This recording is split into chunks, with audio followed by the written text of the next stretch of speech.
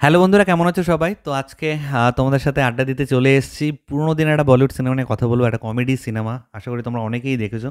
1997 এই সিনেমাটা রিলিজ করেছিল। সিনেমাটার নাম হচ্ছে ইশক। তো এখানে অনেকে আছে, একটা লম্বা স্টার কাস্ট আছে। আমির খান, অজয় দেবগন, জুহি চাওলা, কাজল, জনি লিভার, সদাশিব, দলীপ তাহিল থেকে শুরু করে মোহন যোশী, রাজ্জাক খান, আহ, মানে লম্বা একটা স্টার কাস্ট।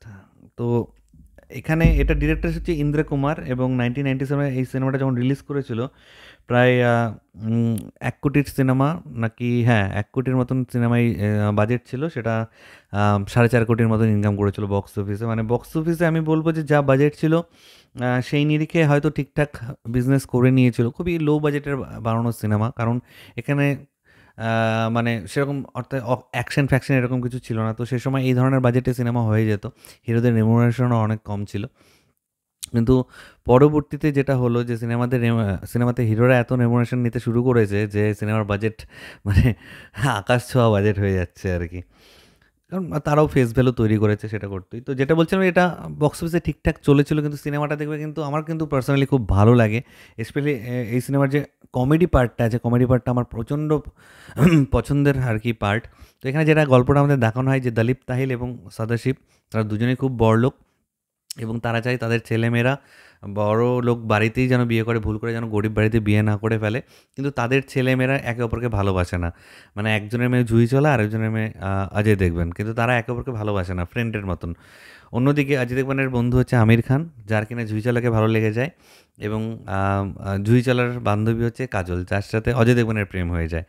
মানে বুঝতে পারছো, মানে দুটো বড়লোক বাড়ির ছেলে মেয়ে দুটো গরিব বাড়ির ছেলে মেয়ের সাথে প্রেমে জড়িয়ে পড়ে। এবং সেখানে প্রচুর কমেডি সিন আছে, প্রচুর কমেডি সিন। আমার এখন মনে পড়ছে একটা সিন আছে যেখানে অজয় দেখবেন দেখতে দেখতে হাঁটতে হাঁটতে চলে যাচ্ছে কাজলকে, এবং সে ঝুলে পড়ে যায় এবং আমির খানকে বলে বাঁচাতে। আমির খান তারের উপর দিয়ে একটুখানি উপর দিয়ে যাচ্ছে, ওপর দিয়ে ভগবানকে নাম নিয়ে ডাকতে ডাকতে যাচ্ছে, রাম রাম রাম রাম রাম রাম রাম রাম রাম রাম। নিচে যেই দেখছে যে এতটা ওপরে, অনেকটা ওপরে আর কি রশি দড়িটা, নিচে যেই দেখছে যে বলছে মারা মারা মারা মারা মারা মারা, মানে যাচ্ছে রাম রাম রাম রাম করতে, যেই নিচে তাকাচ্ছে মারা মারা মারা মারা মারা মারা। ওই সিনটা হেভি মজার ছিল। তারপরে একটা মূর্তির সিন ছিল যেখানে রাজ্জাক খানকে আমরা দেখতে পেয়েছিলাম। মানে কি বলবো, একটা মূর্তি ভেঙে গেছে, সেটাকে যখন সাজিয়েছে, সেটাকে মানে যারা দেখেছে তারা জানে, পুরো উল্টো পাল্টা করে মূর্তিটা সাজিয়েছে, দেখতে এক অদ্ভুত হয়ে গেছে। তো সেখানে একজন বলছে, আরে এটা কী জিনিস, এটা কে বানিয়েছে, তো অদ্ভুত সৃষ্টি, কোন কারিগর এটা বানিয়েছে। ওই সিনটা দারুণ মজার। এরকম প্রচুর সিন আছে। জুহি চাওলা আমির খানের মধ্যে এত দুষ্টু মিষ্টি একটা সম্পর্ক দেখানো হয়েছে, এবং অজয় দেবগন এবং কাজলের মধ্যে খুব ধীর স্থির একটা লাভ দেখানো হয়েছে। কিন্তু পরবর্তীতে গল্পটা একটু সিরিয়াস নোটে চলে যায়, এবং অন দ্য সিরিয়াস নোটে এমনভাবে চলে যায় যে তাদের সাথে ব্রেকআপ হয়ে যায়, এবং এমন দেখানো হয় যে আমির খান এবং কাজলের মধ্যে একটা সম্পর্ক আছে, ভুল রিপ্রেজেন্ট করা হয়, যাতে অজয় দেবগন এবং জুহি চাওলার মধ্যে, মানে দুই বড়লোক বাড়ির ছেলেমেয়ের মধ্যে বিয়ে হয়ে যায়। তো সেখানে জনি লিভার খুবই একটা ইম্পর্টেন্ট, লম্বোদের ক্যারেক্টারটার নাম ছিল, খুবই ইম্পর্টেন্ট একটা ভাইটাল রোল এখানে প্লে করেছিল। সেই অ্যাকচুয়ালি সবার মিল করে দিয়েছিল।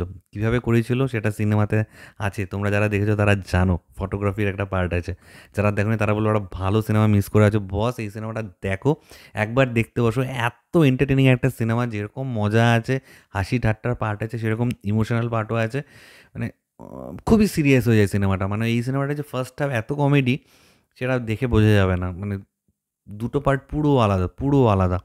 আমার খুবই পছন্দের একটা সিনেমা। প্রত্যেকের পারফরমেন্স খুব ভালো ছিল, এবং এই সিনেমার গানগুলো তো, নীন্দ চুরাই মেরি কিসনে ও সনম তুনে, এই গানটা তো আমি ছোটোবেলায় এতবার শুনেছি আর কি বলবো, দারুণ লাগে ওই গানটা। তারপর হামকো তুমসে প্যার হ্যায়, দেখো দেখো জানম হাম, ওই গানটা, ইশক হুয়া ক্যাসে হুয়া, ওহ কি গান, দারুণ দারুণ। তো সব কিছু মিলে আমি যেটা বলছিলাম যে এই সিনেমাটা তোমরা অবশ্যই একবার পারলে দেখো। যারা দেখেছো তারা নিচে কমেন্ট করে জানাও তোমাদের কার কেমন লাগে এই সিনেমাটা। আর যারা দেখোনি তারা কেন দেখোনি সেটাও নিচে প্লিজ কমেন্ট করো, যে এই কারণে দেখিনি সিনেমাটা, বা এই কারণে দেখতে ইচ্ছা করে না পুরোনো দিনের সিনেমাটা, সেটা প্লিজ লিখে জানিও। এবং তোমাদেরকে রিকোয়েস্ট করবো সিনেমাটা একবার একবার একবার প্লিজ দেখো। তো এটাই তোমার সাথে শেয়ার করার ছিল। তোমাদের কার কী মতামত নিচে কমেন্টস করে অবশ্যই লিখে জানাও। আমার ভিডিওটা ভালো লাগলে লাইক কমেন্ট শেয়ার করতে একদম ভুলবেন। চ্যানেলটাকে যারা প্রথমবার দেখছো, নিচে রেড বাটনটা আছে, সেখানে ক্লিক করে নাও। পাশে একটা বেল আইকন আছে, সেখানে ক্লিক করে অল অপশনে ক্লিক করে নাও। ঠিক আছে বন্ধুরা, ভালো থেকো সবাই, সাবধানে থেকো সবাই। Love you all, take care.